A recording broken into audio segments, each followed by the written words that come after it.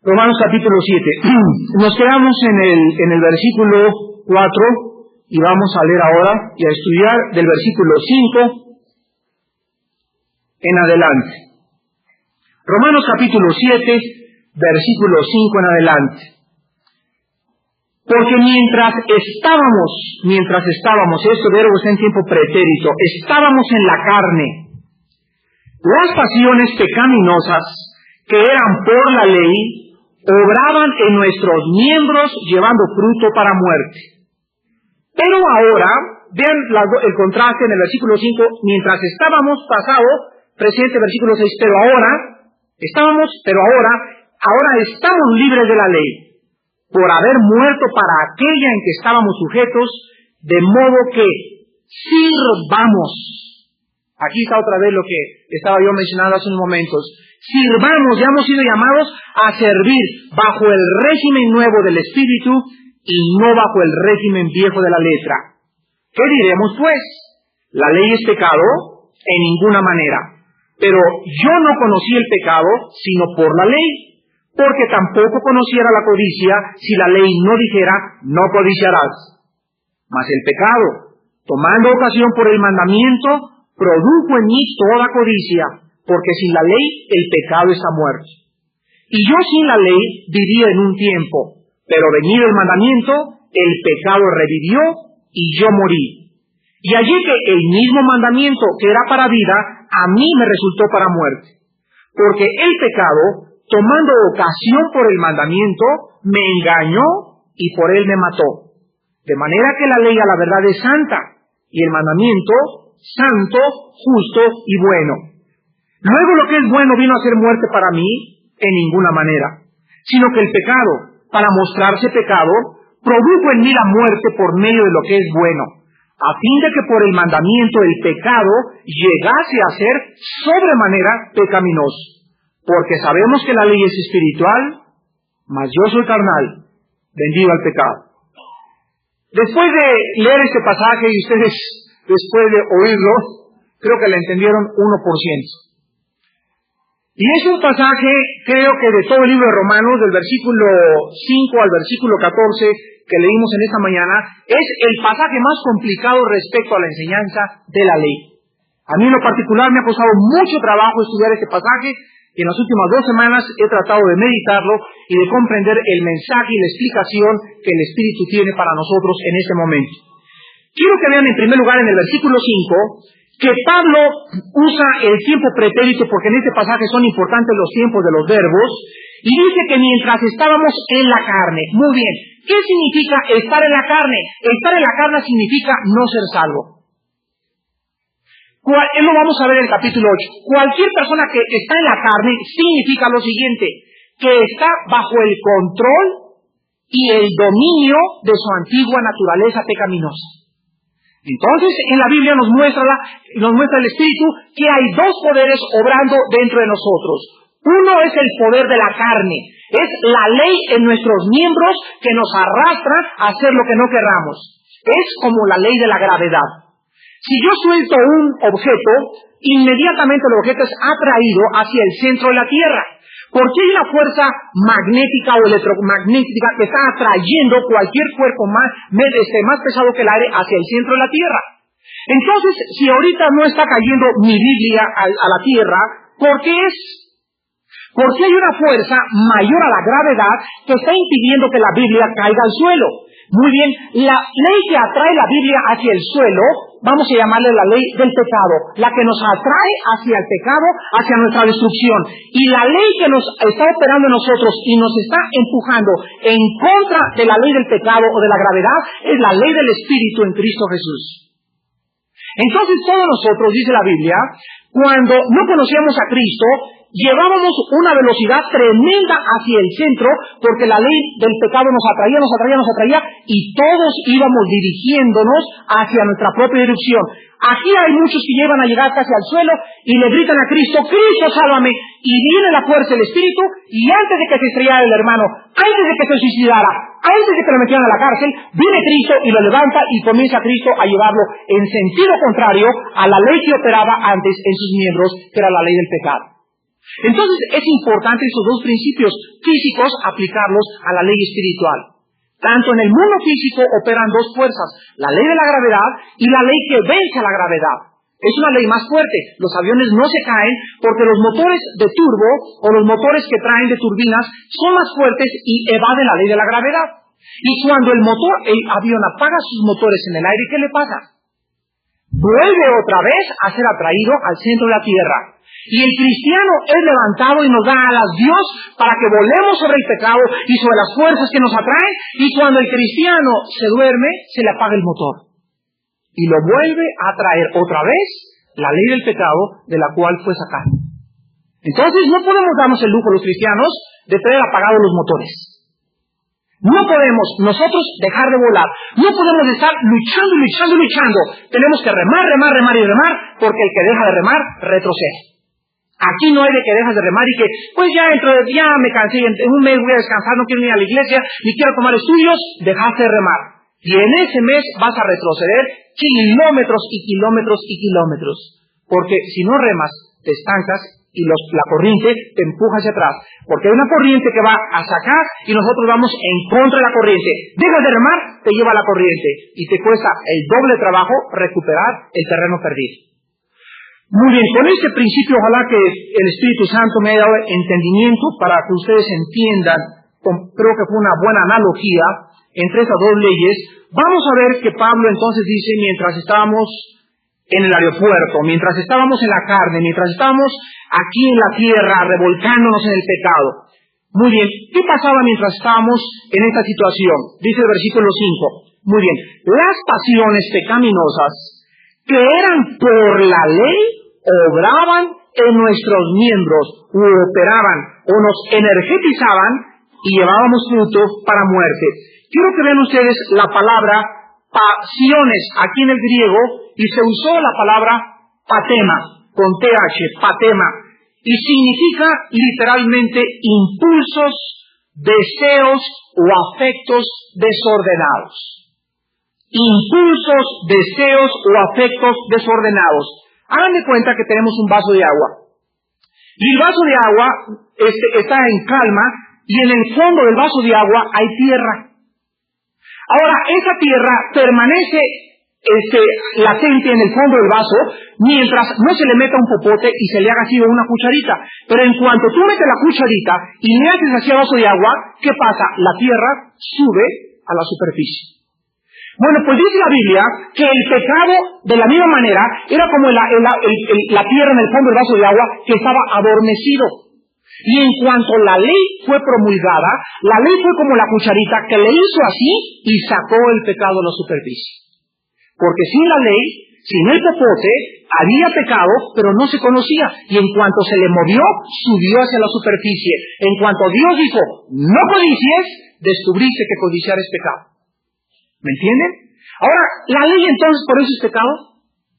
¿Tiene la culpa la cuchara de hacerle así, de que la mugre haya subido hacia arriba? La cuchara fue un instrumento para revelar la mugre que estaba en el fondo del vaso. Pues de la misma forma, la ley de Dios fue un instrumento nada más que nos mostraba que dentro de nosotros, aquí adentro, se me decía, no vayas a 100 kilómetros por hora. Pues yo iba a 110 kilómetros por hora. No pise el césped. Pues ¿por qué no? Y lo piso. No fume. ¿Y por qué no? Y saco un cigarro y lo prendo en el cine. Entonces el hombre descubre que el hombre hace lo que se le prohíbe. ¿No es verdad? Hacemos exactamente lo que se nos prohíbe. Jóvenes, le rogamos los pastores, nos hincamos con los jóvenes, les suplicamos, jóvenes, no se cuchicheen, no se agarren de las manos, no abraces a tu novia, no le des besitos. Ay, hermano, por favor, se lo suplicamos. Y a cada ratito vienen, hermano, estoy embarazada. O los suegros los tuvimos que casar.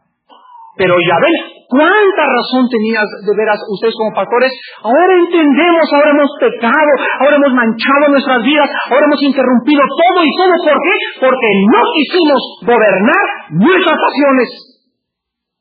Él no tuvo coraje, ni valor, ni santidad para respetar a su novia hasta que se casaran. Y tenían que caer en la fornicación tarde o temprano. Y desgraciadamente la mayoría aprende por las malas.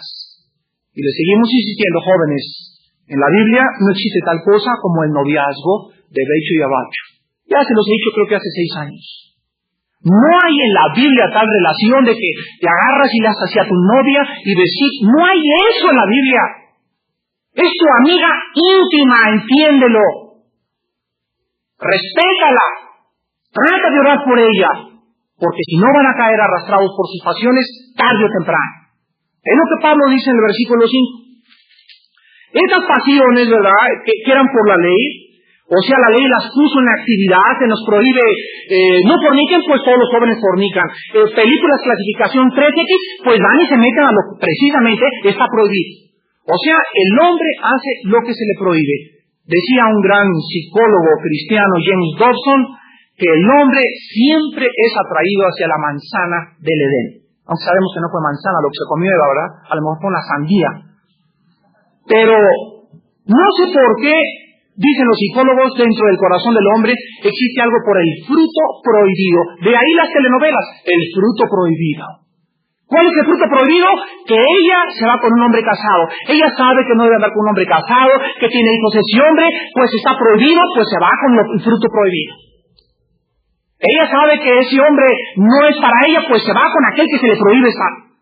Hacemos lo que se nos prohíbe. Y en ese momento, dice el versículo 6, pero ahora, ¿verdad? Ahora ya no estamos en la carne, ahora estamos libres de la ley. Por haber muerto, para aquella en que estábamos sujetos, de modo que, o sea, por la razón de que ya se nos rescató de la ley de la gravedad, y ahora viene una fuerza que nos está levantando en contra de la corriente, y ahora el Espíritu Santo ha entrado a mi vida, y Cristo ha entrado a mi vida, ahora sirvamos bajo el régimen nuevo del Espíritu, y no bajo el régimen viejo de la letra. Aquí se comparan entonces las dos formas de servicio. Antes, cuando estábamos en la carne, cuando éramos dominados por las pasiones, cuando no tenía yo control sobre mis impulsos, cuando relinchaba tras las mujeres, cuando me encantaba hacer y cuando me encantaba robar y hacer todo lo que se me prohibía, antes estaba dominado por mis pasiones, pero ahora, si yo sigo siendo dominado por mis pasiones, se puede dudar que sea salvo. Porque el Espíritu de Dios ha venido a mi vida y a tu vida para librarnos, para hacernos ir en contra de la corriente, en contra del pecado, en contra de la gravedad y subirnos más alto y más alto y más alto, hasta que mientras más alto estemos, fíjense ustedes que hay un momento en que se vence la gravedad de la tierra y cuando las naves salen de la gravedad de la tierra ya no los atrae hacia sí mismos. Pues llega un momento en que la santidad es tan grande en nuestras vidas que el poder del pecado ejerce una fuerza mínima sobre nosotros. Y ahí es cuando tú te das cuenta que estás volando sobre la carne. Ya eres lleno del Espíritu Santo. Hay muchas personas que creen que ser llenas del Espíritu Santo es hablar en lenguas, o caerse al suelo, aullar como coyotes, o decir esto, decir aquello. Y ser lleno del Espíritu Santo toma años de consagración, de entrega, de dedicación, de determinación, de lucha contra la carne. No porque tengas un don y eres lleno del Espíritu Santo. El ser lleno del Espíritu Santo implica dominio propio. Yo he encontrado muchachos que me dicen, Armando, hablamos en lenguas y fuman. Y les digo, el fruto del Espíritu es dominio propio. Y si eres lleno del Espíritu Santo, entonces tienes dominio y ya hubieras vencido tus propios vicios. De modo que los dones nunca hacen nada espiritual. Y siempre les muestro los corintios, ¿no? Todos los corintios hablaban lenguas, y sin embargo eran los más carnales de toda la Biblia. Pero qué énfasis del diablo de, haz una cosa espectacular y superficial y vas a mostrar espiritualidad. La espiritualidad no es instantánea, no es copy, no es backup. No es diplomático instantáneo. La espiritualidad tarda años de consagración. Años de entrega y de lucha constante contra las pasiones de la carne. Entonces estamos libres, ahora sirvamos bajo el régimen nuevo del Espíritu. ¿Y qué significa servir bajo el régimen nuevo del Espíritu? Significa que ahora debemos de vivir bajo el control y energía del Espíritu Santo en lugar de querer seguir viviendo como vivías antes. Les voy a explicar la antigua manera y la nueva manera. Antes de ser cristiano, yo iba a la iglesia el domingo. Jesucito mío, me dice, acompáñame a San Padre en nombre del Padre, del Hijo y del Espíritu Santo, bla, bla, bla, bla, bla. Y repetía y salía de la iglesia y en mi corazón engañoso y perverso decía, ya cumplí, ahora sí puedo irme a la discoteca en la noche. Al otro día les decía a mis hijos, hijitos míos, el sábado vamos todos a participar de la comunión. Y llegaba mi compañía y robaba y me iba el miércoles a Iztapa con mi amante. Pero el domingo llegaba y estaba yo pendiente de que no faltara a un rito religioso externo. Era la carne la que estaba consagrada, no el espíritu. Cuando viene Cristo a mi vida, me doy cuenta que antes de que yo era cristiano, vivía una vida falsa, una vida doble, una vida superficial, una vida hipócrita, pero también descubrí al ser cristiano que aunque yo quería realmente ser sincero, ser un católico sincero, un protestante sincero, me daba cuenta que era más fuerte la carne que el espíritu. ¿No es verdad? Y entonces caí en el pecado antes de ser cristiano y a lo mejor me dolía y me decía, ay Dios mío, pero no, es que esto no puede ser de todos los días. Entonces ellos nos llaman a nosotros fanáticos, exagerados, religiosos, locos, de remate, se van a los extremos porque ellos no pueden entender que sí puede un hombre serle fiel a su esposa. Los jóvenes no cristianos es imposible que tú les digas, no, pues mira, no vayas a la discoteca porque no van a querer que un muchacho de 17, 18 años de edad no vaya a una discoteca, no lo entienden. Y si alguien lo hace, le llaman, es que es un fanático. Ahora ustedes saben por qué no entienden eso, simplemente porque no saben que la vida cristiana se vive bajo una nueva energía, un nuevo poder, el poder del Espíritu Santo. Y cuando el Espíritu Santo entra a mi vida, yo lo único que tengo que hacer en la mañana es cargar mi energía con Él, agarrarme del Señor y me llena de su palabra que es la energía y me llena de su conocimiento y después de la carga, sube la carga y ya que estoy lleno de carga, pero a 100 voltios, entonces ya comienzo a caminar en el mundo y veo las tentaciones y veo mi casa y veo mis hijos y veo mi trabajo, pero lo veo todo cargado. Ahora, si yo no me cargo en las mañanas, y me levanto y gracias Señor porque existe en mi vida en el nombre del Padre y del Espíritu Santo y me salgo así en mi trabajo, estoy viviendo en la confianza en la carne y voy a caer todos los días de mi vida.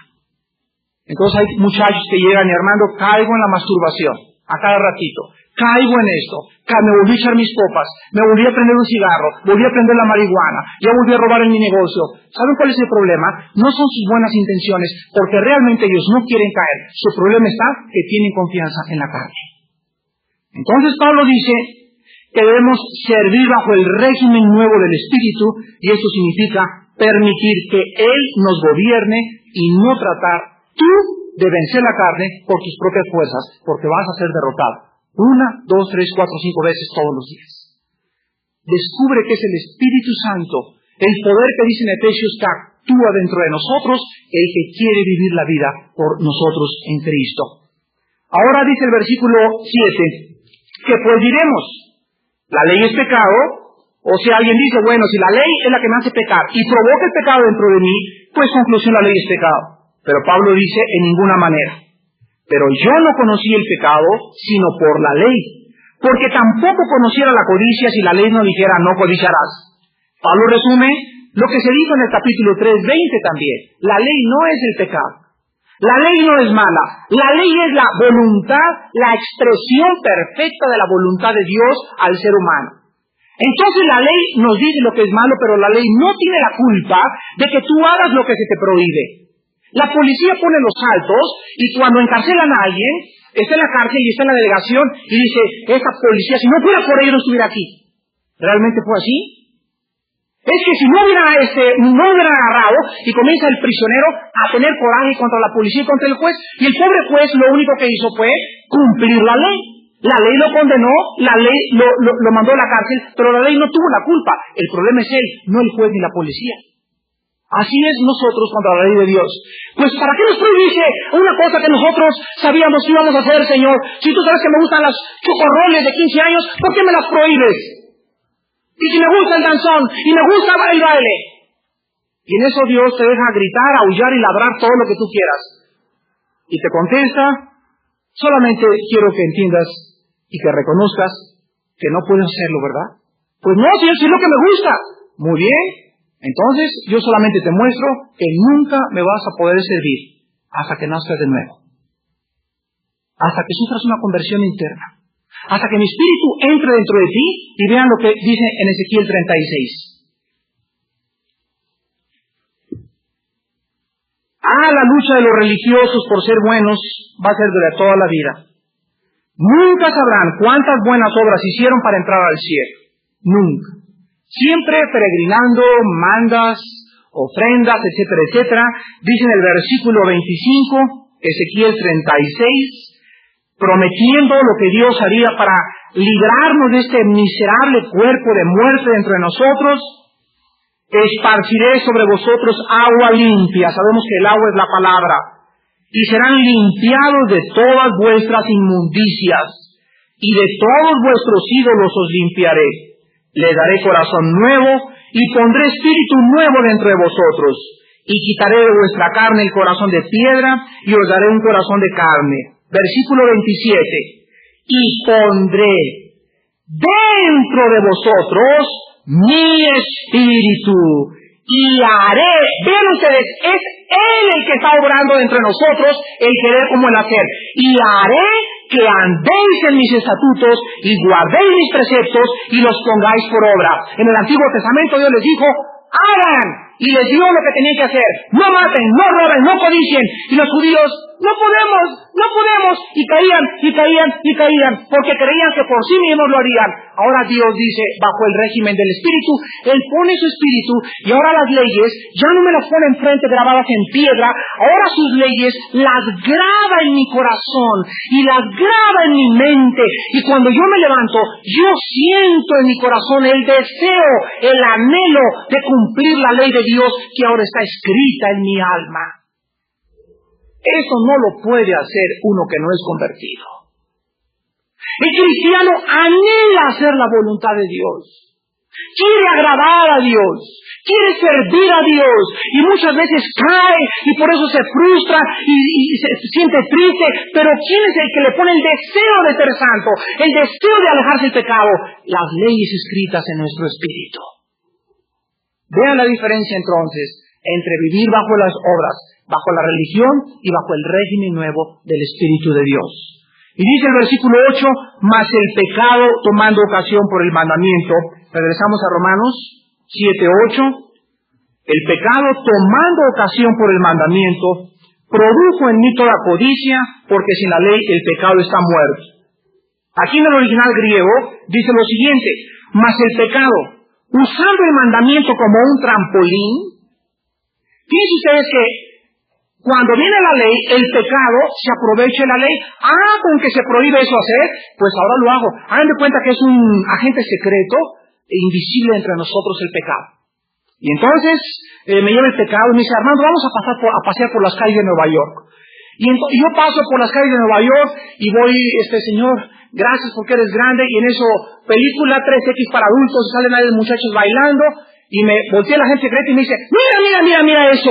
Y en ese momento, dentro de mí, comienza, el momento que veo la prohibición, algo dentro de mí comienza a pelear. Y el pecado se comienza a quitar dentro de mí, y me comienza a jalar, a meterme en ese cine, y me doy cuenta que el pecado se está aprovechando de que está prohibido para yo entrar a verla.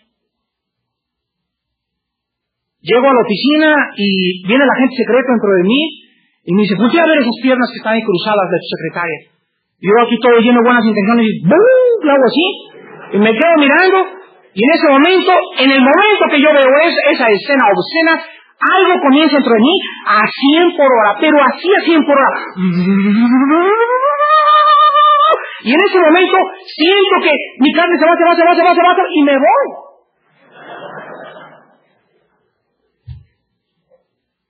Lo prohibido pone en actividad el pecado. Es lo que Pablo quiere decir, ¿lo entienden? Todo lo que está prohibido se pone en actividad entre nosotros en el momento que nos enfrentamos con eso. Hay muchachos que tienen 15, 17 años de edad y ven los letreros en la carretera Cuernavaca. Hoy en la mañana, por cierto, por segunda vez me quedé sin gasolina. Es horrible quedarse sin gasolina. Y los ángeles verdes jamás llegaron, ¿verdad? Por variar, Dios mandó un ángel ahí, pero no era verde. Y ya no echaron gasolina y por eso llegué tarde. Pero ven a los muchachos en la carretera y dice 100 por hora a 140 y 150. Pero si no dijera los 100 por hora, posiblemente no le meterían tanto, pero le meten porque dentro de nosotros existe el deseo de quebrantar la ley. Somos antinomianos, en contra de la ley. Hacemos lo que se nos prohíbe. Por todos lados, todo el mundo hace lo que se le prohíbe, porque el hombre siempre pisotea las leyes de la policía, las leyes de su casa. Mijito, llegas a las 10, llega a las 10:30. Mijito, andas con ese muchacho, pues ahora más ando con ese muchacho. Hacemos aquello que se nos prohíbe, solamente para que descubramos que no podemos vivir agradando a Dios siguiendo los deseos de la carne. Ahora dice el versículo del 9 al 11, y yo sin la ley viví en un tiempo, pero venido el mandamiento, el pecado revivió y yo morí. Y hallé que el mismo mandamiento, que era para vida, a mí me resultó para muerte. Vean ustedes la frase, sin la ley vivía en un tiempo. Pregunta, ¿en qué época de su vida el apóstol Pablo vivió bajo la ley? Bueno, pues él se refiere a cuando él tenía 13 años de edad. Porque cuando los judíos tenían hijos de 13 años de edad, al cumplir los 13 años, los judíos estaban obligados y obligaban a sus hijos a cumplir la ley. Entonces, Pablo dice, cuando yo era niño, pues ve a Simán y Calimán y Batman y Robin, etcétera, etcétera, y pues y Dios y Jesucito y los ángeles, pero llego a los 13 años y se pone en actividad dentro de mí todo lo malo y lo peor y lo cochino que existe dentro del hombre. Y cuando abro los ojos a los 13 años, descubro que hay muchachas. Y en mi clase me llevan muchachos, por si fuera poco, revistas pornográficas, y me excitan más todavía aquello que está dentro de mí prohibido para ir contra el sexo. Y a los 13 años y 14 años descubro que realmente yo no puedo vivir la vida cristiana. ¿No es verdad, jovencitos de 13 y de 14 años de edad? Vean lo que dice en Génesis capítulo 8. Y hace 6,000 años, el psicólogo bíblico escribió con mucha razón Génesis 8:21. Fíjense ustedes qué maravilla de la Biblia. Génesis 8:21 dice, y percibió Jehová olor grato, y dijo Jehová en su corazón, no volveré más a maldecir la tierra por causa del hombre. Escuchen, porque el intento del corazón del hombre es malo, ¿desde cuándo? Desde su juventud. ¿Qué quiere decir que los niños no son malos? Sí, pero son inocentes. La maldad de los niños es una maldad no perversa en el sentido de su conciencia sobre lo que hacen. Muchas veces los niños de 2 o 3 años de edad agarran a la hermanita y ¡pum! La avientan a la alberca. ¿Ustedes creyeron que ese chamaquito de 4 años de edad, al aventar a la niña de 5 años allá a la alberca, dijo, pues te voy a ahogar? No, un niño de 5 años no piensa te voy a ahogar y te echo a la alberca. Él no midió las consecuencias y cayó a la alberca, y si se ahoga, no es un asesino el niño, porque lo hizo sin intención. Su intención no era matarla, era solamente empujarla, pero nunca puede un niño medir las consecuencias. Si un niño agarra las tijeras y hace así, y dice, te voy a pegar o te voy a picar, y se le va y atraviesa a otra niña y le llevas al corazón las tijeras, se le puede castigar en la penitenciaría de Santa Marta Catitla al niño de 5 años de edad. No se le puede condenar. ¿Que no es un asesino? No lo es, porque el asesino es el que lo hace con premeditación, alevosía y ventaja. ¿Se dan cuenta? Entonces dice Dios, pero cuando el hombre llega a la juventud, todo lo malo del hombre en esa época se despierta, y por eso acuérdate de tu juventud, de tu Creador, en los días jóvenes de tu juventud, porque es la época más difícil para ustedes, donde todos los poderes del mal comienzan a luchar en la juventud se endrogan, y no de dinero, de marihuana. En la juventud comienzan los borrachos, en la juventud comienzan a fumar, en la juventud comienzan a drogarse, en la juventud comienzan a ver pornografía. Todo aquello que el hombre después tuvo su inicio, ¿cuándo? Desde los días de su juventud. Y dice Dios, si en esos días más difíciles me entregas tu corazón, yo te ayudo a salir vivo. ¿Ven por qué es tan importante que ahorita que están jóvenes le entreguen a Cristo? Entonces los jóvenes, el 90% dicen lo siguiente, mira, si yo le entrego ahorita mi corazón a Cristo, me pierdo de todas las pachangas. O sea, están engañados. Dice Pablo, el pecado me engañó.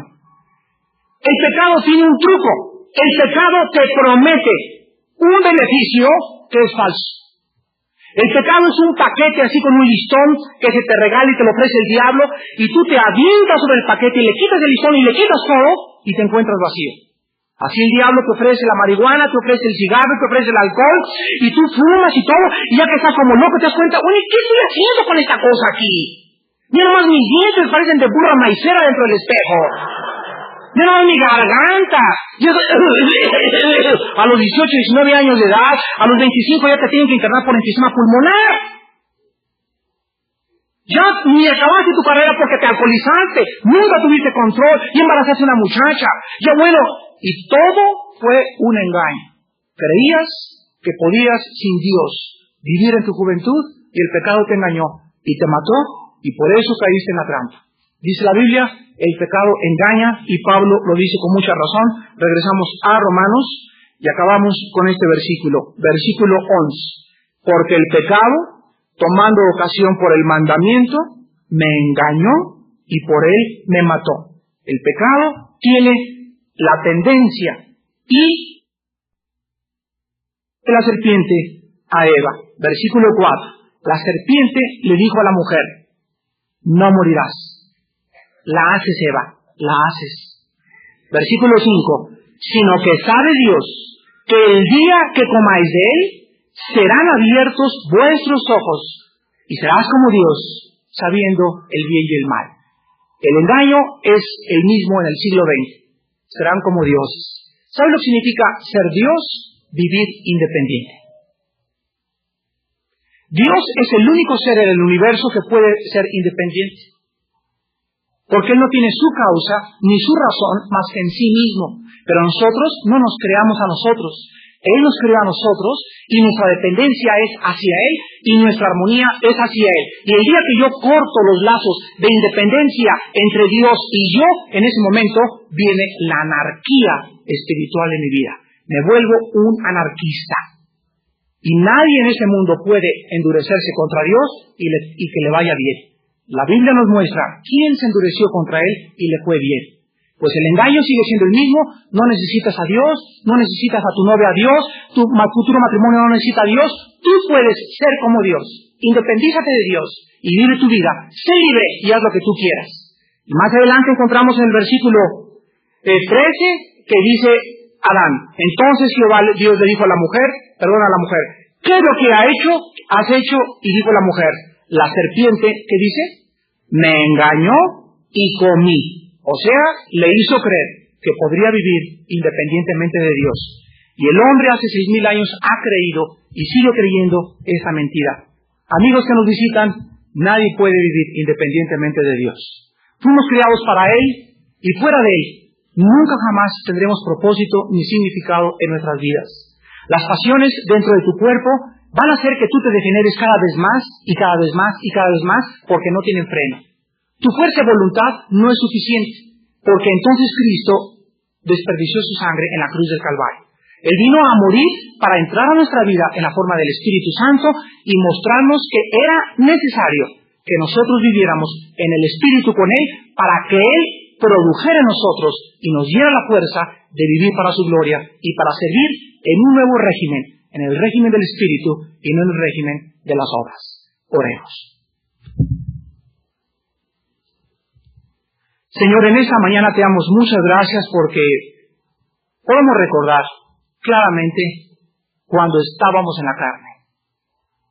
Oh Señor, todos los impulsos sexuales y de comer y todo aquello que era bueno que tú pusiste en nosotros, por no tener un freno, por no tener frenos nuestro coche, no sabíamos que nos íbamos dirigiendo hacia una barranca, hacia el precipicio de nuestra propia autodestrucción. Así son las personas que no te tienen. Viven engañadas. Van a 160, 200 kilómetros por hora en su vida y en esta mañana tú les has puesto una luz preventiva y les has dicho, cuidado, abre los ojos porque te vas a estrellar. Hay personas que aún con esas luces preventivas no quieren detener su loca carrera. Son demasiado egoístas, demasiado independientes para depender de ti. Se han convertido en dioses para ellos mismos. Y el engaño más grande es creer que algún día podemos ser dioses, porque tú eres el único Dios en el cielo y en la tierra, y tu gloria con nadie la has de compartir jamás. Nos creaste para que entendiéramos nuestra dependencia de ti. Cristo nos habló de esta dependencia y Él mismo dijo, estando en un cuerpo de hombre, porque no he venido a hacer mi voluntad, sino la voluntad de aquel que me envió. Si Él que era tu Hijo se sujetó a ti y se puso bajo tu control en esta tierra, ¿cuánto más nosotros, criaturas finitas, que te necesitamos inmensamente en nuestras vidas? Oh Padre, te damos gracias por habernos rescatado de esta ley del pecado, por habernos sacado de esta ley que nos atraía como la ley de la gravedad a nuestra propia destrucción, y por estarnos llevando ahora hacia arriba, de gloria en gloria, por el Espíritu, siendo transformados, pareciéndonos cada vez más a tu Hijo Jesucristo. Gracias porque las luchas no son nuestras, son tuyas, y si no lo entendemos, estamos perdiendo la batalla. Por eso tenemos tantas derrotas, porque no entendemos que eres tú el que pelea la batalla. Eres tú el que nos da la fuerza, eres tú el que fortalece nuestra carne. Por eso tu palabra dice, velad y orad, para que no caigáis en la tentación. El espíritu está presto. Estamos llenos de buenas intenciones, pero la carne sigue siendo débil. Gracias, Padre, por tu sangre. Lávanos más y más con tu hisopo y purifícanos y haznos más blancos que la nieve, para estar delante de ti sin nada de qué avergonzarnos. En este momento hay personas que no te conocen. Hay personas que siguen peleando y siguen siendo dominados por su carne. No quisieran en esta mañana entregarle sus vidas a Jesucristo. No quisieras reconocer tu dependencia de Dios en esta mañana. No quisieras reconocer tu fracaso. No quisieras verte a ti mismo y a ti misma delante de un Dios santo como la persona en la que te estás convirtiendo por tus pasiones que te están destruyendo todos los días. Escápate del engaño. Ve la luz de Cristo. Escucha su voz. Conviértete en su oveja. Deja que Él te pastoree. Tú no puedes vivir sin pastor. Tú necesitas a Cristo, el obispo de nuestras almas. Ven al rebaño de Cristo y entrégale tu vida por primera vez.